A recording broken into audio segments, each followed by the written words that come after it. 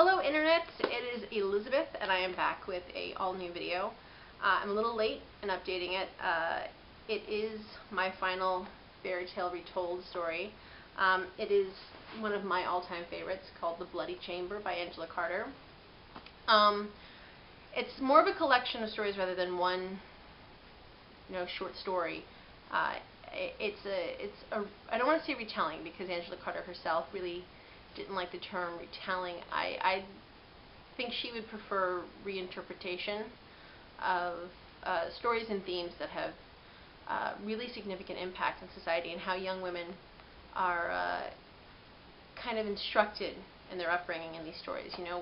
We have fairy tales, Beauty and the Beast, Little Mermaid, Bluebeard, all sorts of stories that were told growing up that kind of categorize women as vacant creatures that are acted upon, and Angela Carter took a definite feminist take on it, in which women were active participants with their own agency in the stories. They're absolutely fantastic. The first story in the collection is The Bloody Chamber, from which the title is taken, and it is an absolutely astounding retelling of Bluebeard. Which, many people may not be familiar with it, but Bluebeard is essentially a story of a young girl who is married to an older nobleman and comes across the fact that he has murdered all his previous wives and is going to murder her, except she outsmarts him. Or rather, she has others who save her and outsmart him on her behalf in various retellings. But this is a really brilliant story in which she's not saved by another man, she's saved by her mother. So it's really brilliantly done. Definitely sexual. Angela Carter is known for her sensuality and her sexuality in storytelling and her very strong, she's very pro-sex, very pro-feminist take on it. It's really beautiful, the imagery that she uses throughout.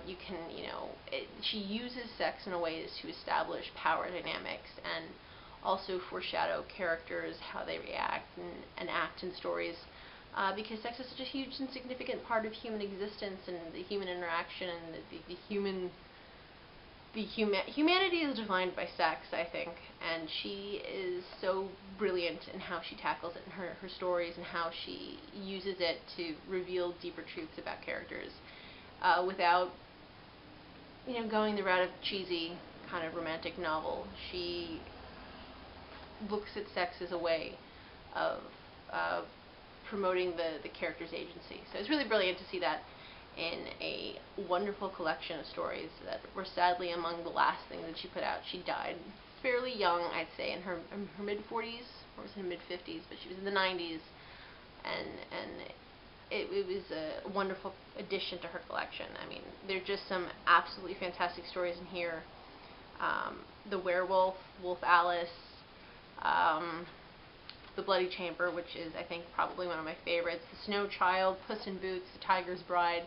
These are all absolutely brilliant, reinterpretations of really kind of anti-feminist propaganda that was put out in the Middle Ages and has kind of recirculated, has always kind of been in Western culture, and really all of culture's consciousness about what a woman's role in life is. And I've always been fascinated with fairy tales in that way, that, they're, if you look at original fairy tales, they're really terribly dark, and they're all about punishment and not following what you're supposed to do.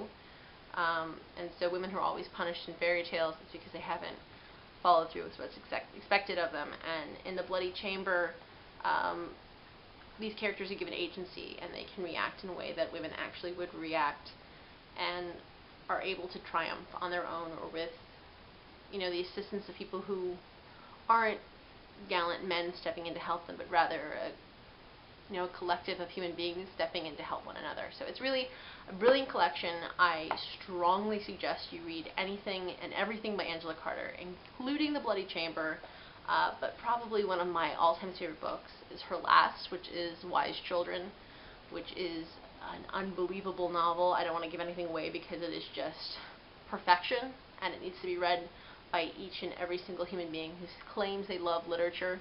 You need to read it. It is absolutely astounding. Shadow Dance, anything by her is just Night at the Circus, absolutely fantastic. So I would strongly suggest anything and everything by Angela Carter, especially this puppy here. I'll be talking to you soon.